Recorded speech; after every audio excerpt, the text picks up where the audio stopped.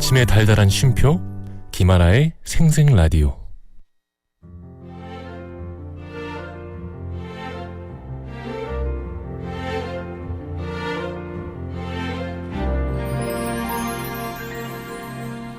저기요.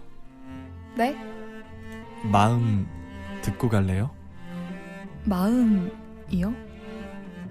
너무 좋아요.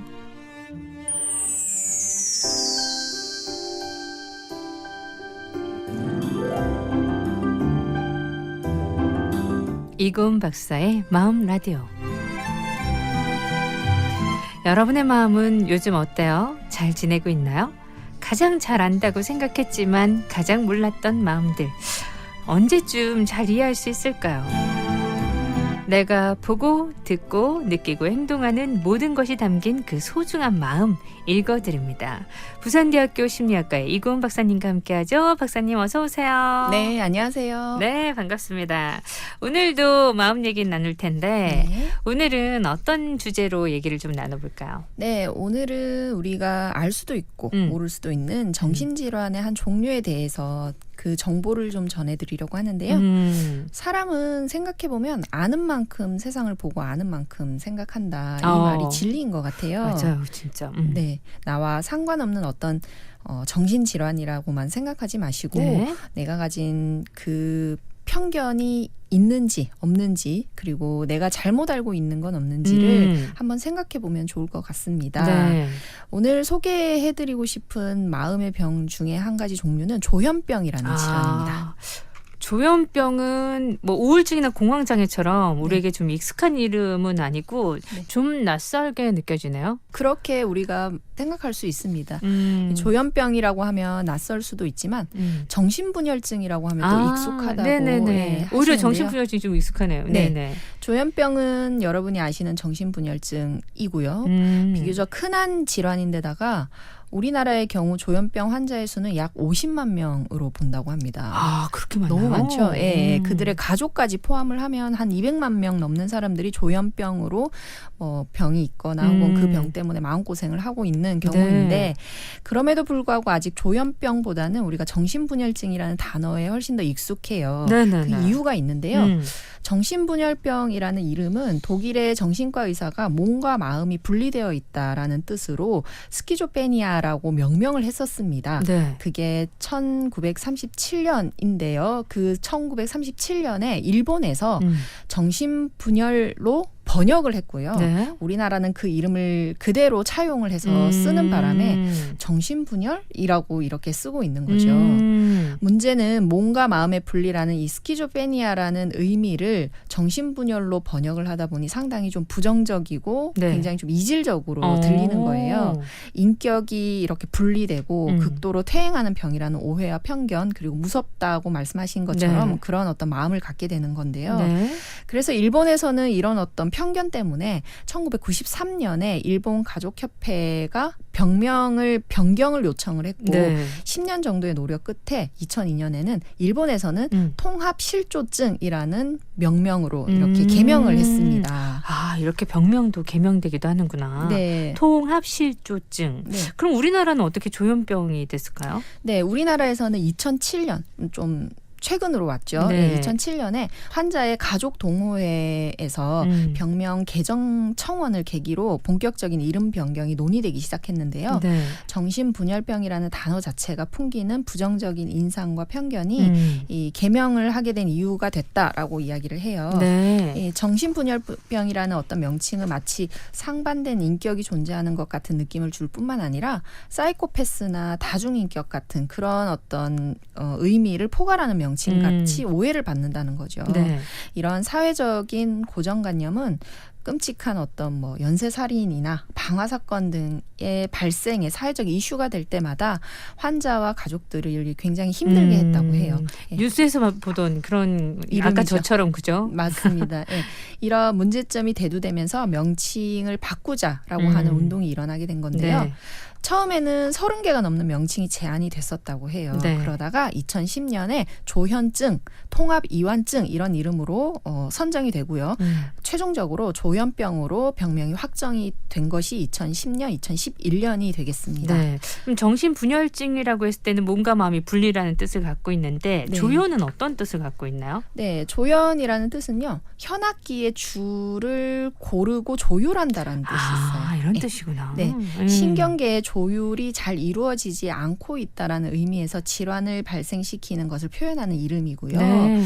의미가 다소 추상적이기 때문에 이해가 어렵다는 단점이 있을 수도 있지만 생각을 해보면 굉장히 잘 비유된 이름으로 해석이 되거든요. 네. 질환에 대한 어떤 오해와 편견을 없애려는 애초에 취지 덕분에 이 은유적으로 명칭이 된 조현증이 이 환자와 가족들 그리고 의사들이 가장 많은 지지를 얻은 이름으로 채택이 됐고요. 네. 이후로는 증보다는 병이라고 붙여서 그냥 과학적인 의미가 조금 더 보태졌다고 볼 수 있습니다. 그리고 2011년 법률 개정을 통해서 정신분열증이라는 말은 쓰지 말고 이제 조현병이라고 하면 된다라고 이야기를 하고 있는 거죠. 네. 그 이름이 어떻게 그 병을 소개하느냐에 따라서 사람들이 갖는 선입관이 또 달라지는군요. 맞아요. 네. 우리나라에서 뭐 병명이라든지 혹은 과학 용어들 중에서는 네. 일본이 번역을 한 그 일본식의 그대로. 한자 그대로를 차용한 경우들이 네. 많아서 차츰 많은 것들이 변해지고 있는데요. 예를 들면 우성과 열성이라고 했잖아요. 네네. 우월하고 열등하다라는 의미로 맞아. 우리가 그렇게 받아들여지잖아요. 썼죠. 네. 하지만 이건 현성과 잠성으로 바뀔 겁니다. 현저히 드러나느냐 아니면 잠복해 있느냐 이런 의미로 바꾼다라는 거죠. 네, 그 진짜 좋네요. 네, 그래서 이런 운동들을 끊임없이 하고 있는 것이 학계입니다. 맞아. 우성 열성은 지금 생각해보면 좀 그래요. 네, 맞아요. 네. 근데 오늘 이 시간을 통해서 조현의 의미를 다시 되새기니까 조현병이라는 병을 다시 좀 볼 수 있는 저한테는 되게 큰 계기가 되는 것 같아요. 네. 자, 그렇다면 노래 한 곡 듣고 오늘 조현병에 대한 얘기 나눠보도록 할게요.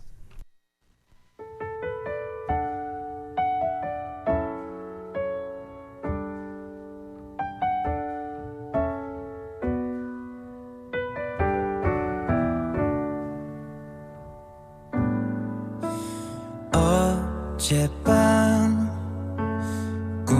꿈속에서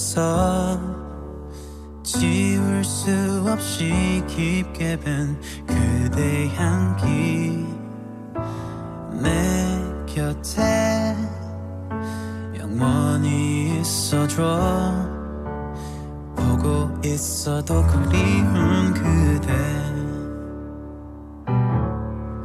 절대 채울 수 없다는 걸 잘 알면서도 나는 뭘 그리 더 가지려 했나 부서지는 모래성처럼 변해가는 사람들 날 위한 너의 기도 잊지 않을게 그대여 나의 맘에 꽃잎이 되어 날리는 나의 삶의 길이 돼주어 네, 토요일 마음 라디오. 현악기의 줄을 조율하다, 고르다는 의미에서 신경계의 조율이 이루어지지 않은 질환이라는 의미의 조현병. 저도 조현병이라는 의미를 다시 한번 깨닫게 됐고요. 이제 정신분열병이라는 말은 쓰면 안 될 것 같네요. 네.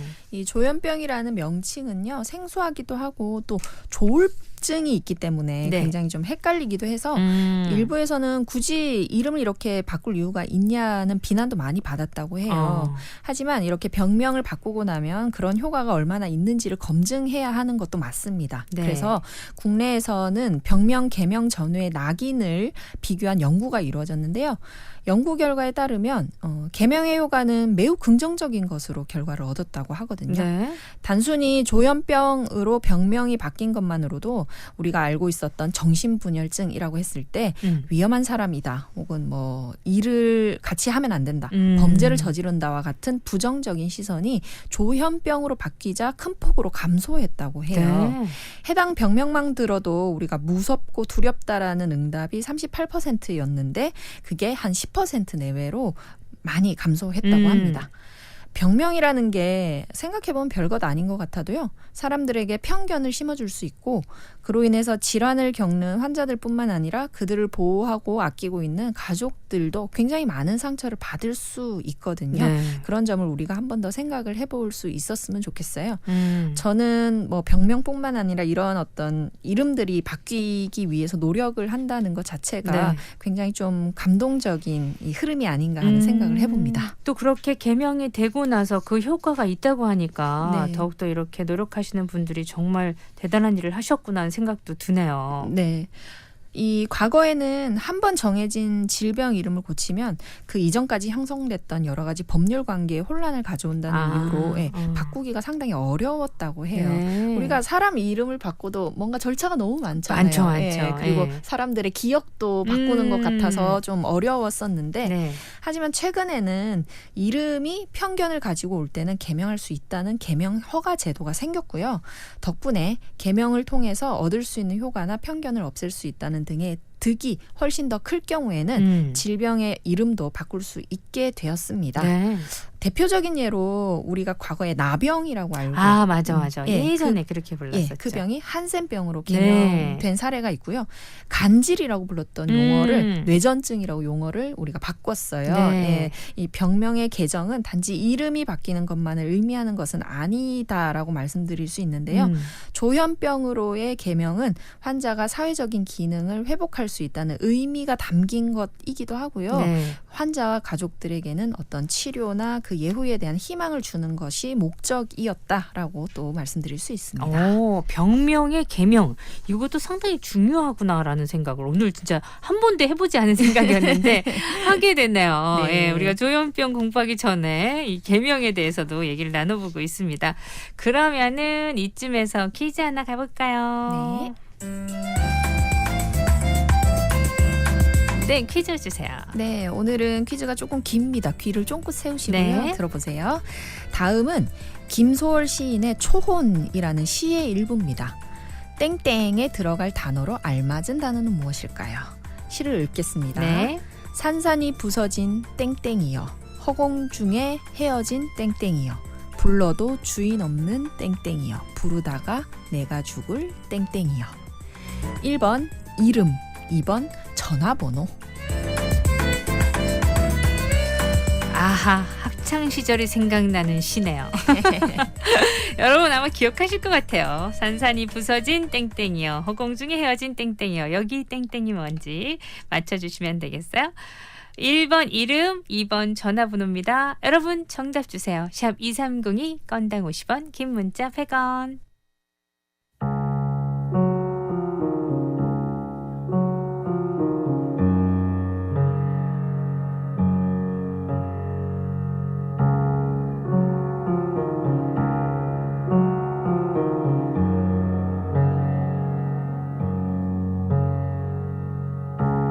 Gray November, I've been down since July. Motion capture put me in a bad light. I replay my footsteps on each stepping stone, trying to find the one where I went wrong. Writing letters addressed to the fire, and I was catching my breath, staring out an open window, catching my death. And I couldn't be sure, I had a feeling so peculiar that this pain would be forevermore.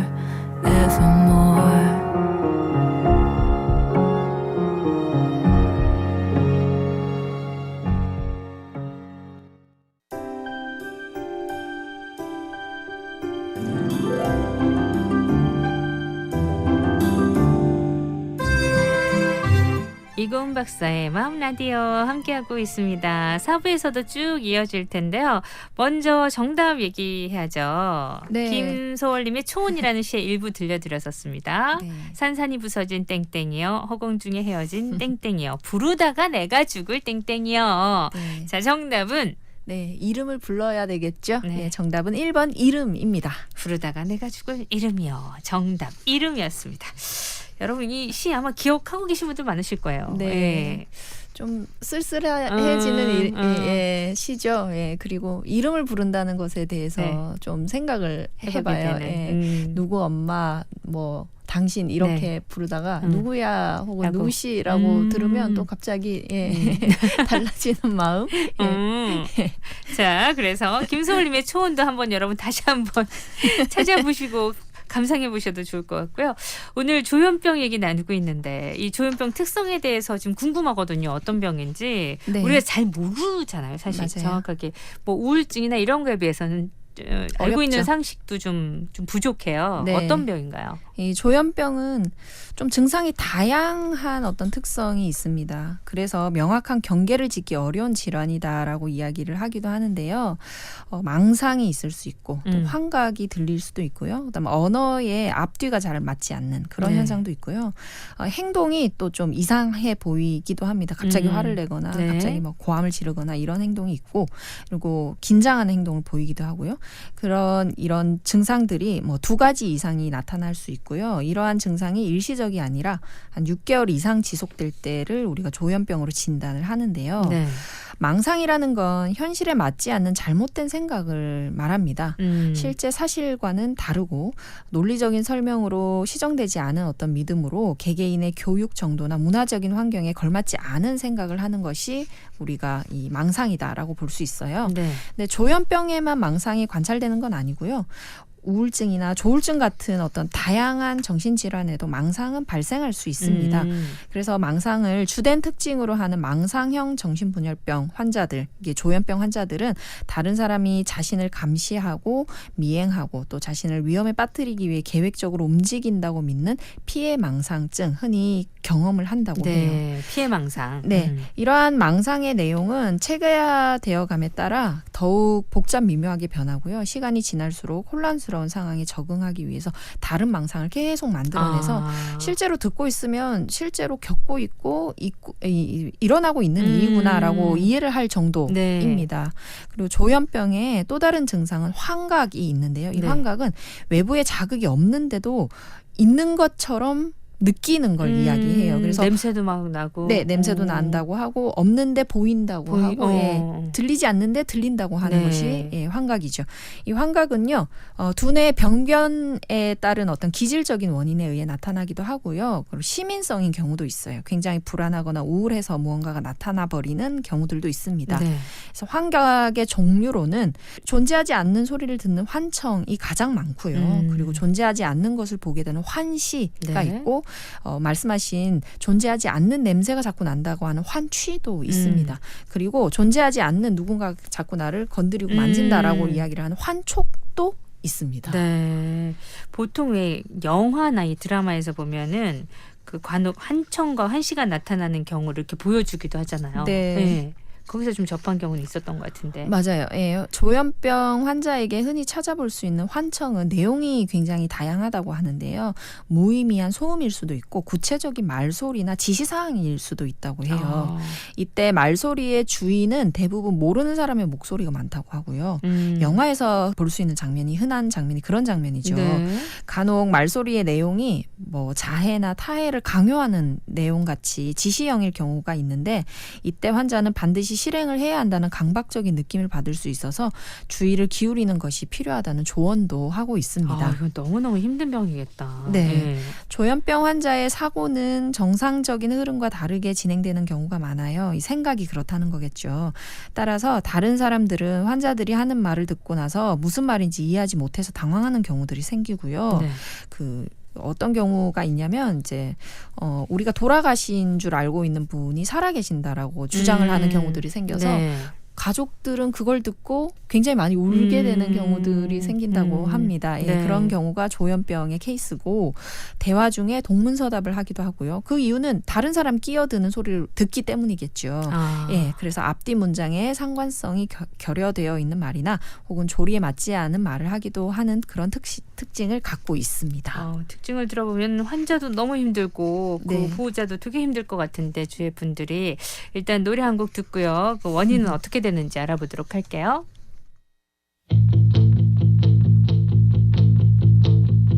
점점 작아지는 요즘 멈춰있는 시간이 길수록 마음은 더 불안해. 내가 가만히 있는 건 게으름에 져버린 게 아냐. 이해할 수 있을까. 침대에 누워 천장을 보고 멍하니 앉아 생각도 하고 내일 계획을 적어보지만 사실 내일은 아름다울 수 있을까. 나의 하루가 매일 밤 무거운 걱정 없이 나를 위해 내일을 또 살자.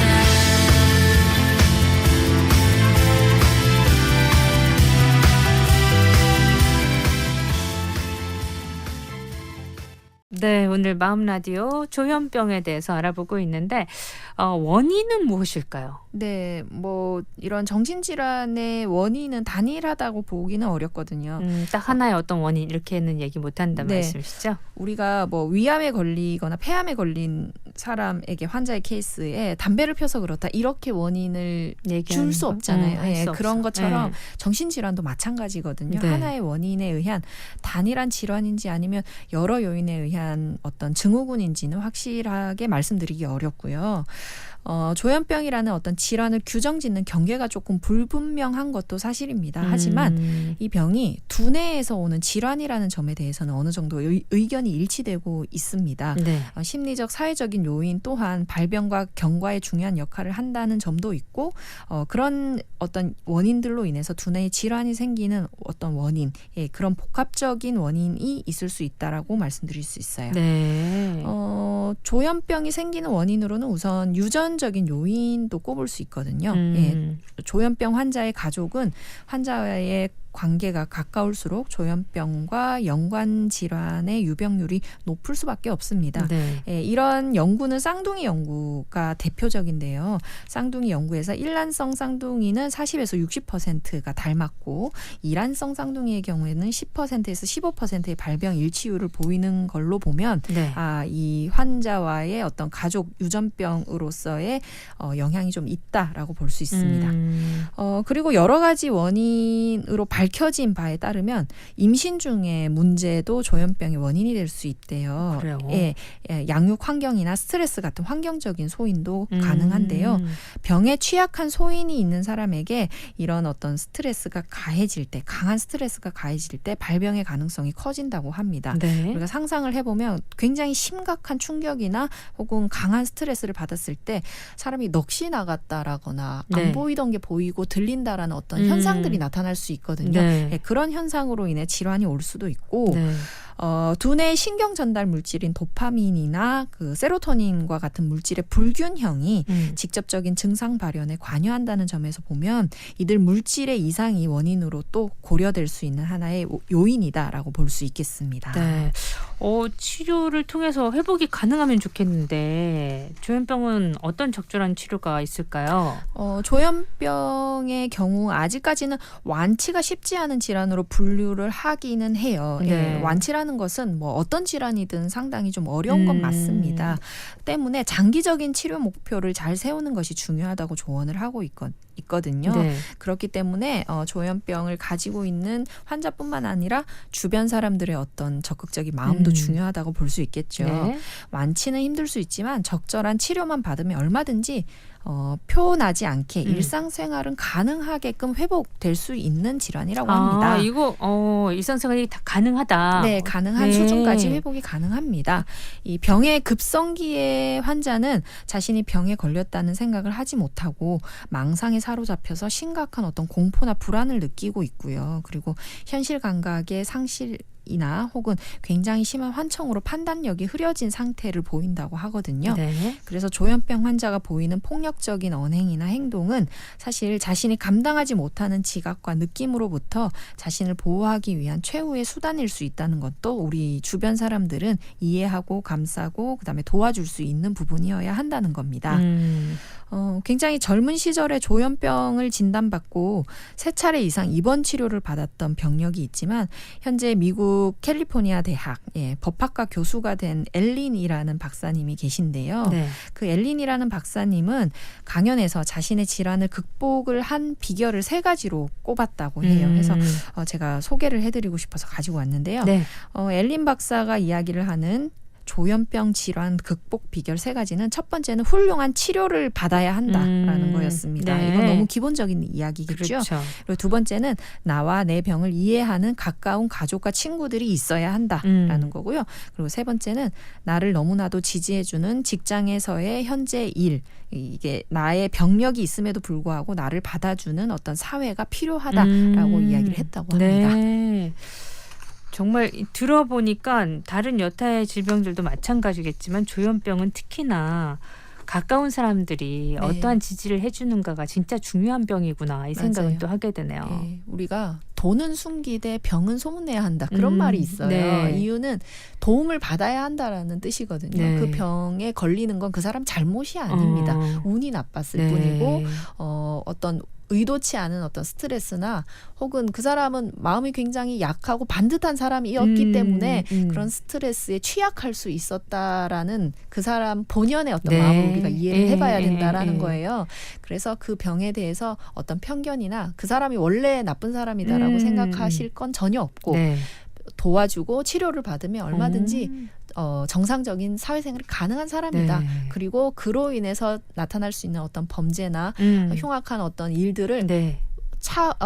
우선적으로 우리가 예방할 수 할 수 있다. 있다. 예, 이런 생각들을 해야 한다는 거죠. 그러게요. 그런 면에 있어서 오늘 이 얘기가 되게 소중하게 느껴지는데 네. 주위에서 어떻게 지지를 해주느냐 또 믿어주느냐 그리고 또 그래서 병이 잘 치유될 수 있다는 것 자체가 일상생활 회복이 가능하다고 하니까 그것도 또 반가운 얘기고요. 자, 그렇다면 마지막 코너 속의 코너. 자, 마음이 반짝해지는 코너. 오늘도 어떤 얘기 들려주실 건가요? 네, 조현병을 가진 주인공이 나오는 영화나 드라마는 아마 생각나는 게 많으실 거예요. 네. 많은 분들에게 제가 여쭤봤는데요. 블랙스완 영화를 꼽더라고요. 물론 조현병 환자의 심리를 잘 그린 영화입니다. 나탈리 포트만이 연기한 주인공, 니나가 주인공이었는데요. 네. 오늘은 제가 소개해드릴 영화는 다른 영화예요. 어떤 영화요? 2002년에 개봉한 좀 오래된 영화지만 네. 뷰티풀 마인드라는 주인공이 나오는 영화입니다. 뷰티풀 마인드죠. 뷰티풀 마인드. 예, 주인공은 실화예요. 존 내쉬라는 박사님의 네. 이야기인데요. 러셀 크로우가 연기를 했고요. 이 뷰티풀 마인드는 내쉬 이론으로 유명한 1994년 노벨 경제학상을 수상한 천재 수학자의 실화를 바탕으로 한 영화인데 네. 저는 인생 영화들 중에 한 영화로 이 영화를 그래요? 꼽기도 합니다. 뷰티풀 마인드? 네. 체크해야겠다. 네. 1940년대 최고 엘리트들이 모인다는 프린스턴 대학에 장학생으로 입학한 주인공이 처음에는 사회성이 좀 부족하고 혼잣말을 많이 하는 살짝 특이한 사람으로 주변 사람들이 오해를 삽니다. 네. 뭐 워낙 천재들이다 보니까 뭐 특이한 행동들을 하겠지라고 했는데요. 결국은 자신이 과대망상을 동반한 조현병을 앓고 있다는 충격적인 사실을 알게 되고 무엇보다 자신의 친구인 찰스 그리고 자신에게 업무 지시를 내리던 윌리엄과 같은 모든 사람들 그리고 본인이 만들어낸 환시의 존재라는 것을 알게 되는 과정을 보여주고 있어요. 그럼에도 불구하고 자신이 사랑하는 일과 연구에 대한 강한 의지를 포기하지 않아서 결국 사회적 성공을 이루게 된다는 이야기인데요. 1994년 노벨 경제학상 수상 소감으로 자신의 아내인 알리샤에게 사랑과 보살핌 그리고 이해가 없었다면 결코 오늘날의 나는 없다라고 해서 더 큰 화제가 된 영화인데요. 네. 울림이 굉장히 크더라고요. 저는 이 영화 거의 마지막 장면쯤에 갔을 때 이 병이 있었음에도 불구하고 이 사람이 이루어낸 어떤 그런 노력들을 주변에 굉장히 기라성 같은 그 멋진 학자들이 그 사람이 은퇴할 때 이 만년필을 이렇게 선물을 하는 장면이 네. 나오는데 그 장면이 굉장히 감동적이더라고요. 예. 당신이 수고하고 그다음에 당신이 고생하고 이루어낸 것을 우리가 인정을 한다라는 어떤 의미를 네. 담겨 있어서 굉장히 좋았고요. 저는 또 혹시 우리는 충분히 이 사회의 일원이 될 수 있는 조현병 환자를 알게 모르게 범죄자로 몰고 있거나 너무 동떨어져 있는 마음을 네. 갖고 있는 건 아닌지 한번 생각해 봤으면 해서 예, 오늘 내용을 이렇게 준비를 했었습니다. 네, 그러게요. 진짜 그 전에 이 얘기를 듣지 않았을 때와 지금 조금 저도 달라졌거든요. 네. 그리고 다시 좀 알게 된 것도 많고. 맞습니다. 뷰티풀 마인드를 보면 또 새로운 세상이 열리지 않을까. 네. 저도 인생 영화가 되지 않을까 하는 생각이 드는데 여러분들도 한번 오늘 시간 나신다면 뷰티풀 마인드 한번 보시면 괜찮을 것 같아요. 오늘도 소중한 얘기 감사합니다, 선생님. 다음 주에 고맙습니다. 뵐게요. 네, 고맙습니다. 저도 인사드립니다. 구성함 인정, 연출 최인한, 저 김아라였어요.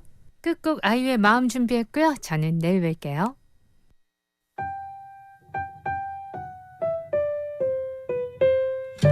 Tell